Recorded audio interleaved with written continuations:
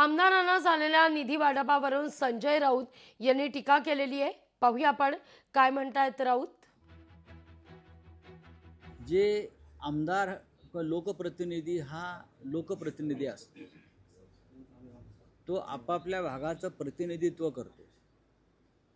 निवडून आल्यावर तो कोणत्याही पक्षाचा नसतो आणि सरकारी कोणत्या पक्षाचा नाही।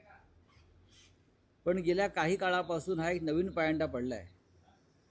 विशेषतः देवेंद्र फडणवीस आणि मिंदे यांच्या हातात सत्ता आल्यापासून जे आपल्याला पाठिंबा देणारे लोक आहेत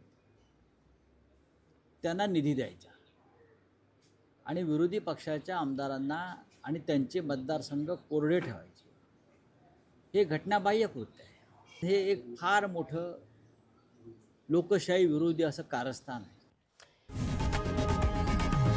लोकशाही मराठी ऐका, पहा, जागरूक रहा।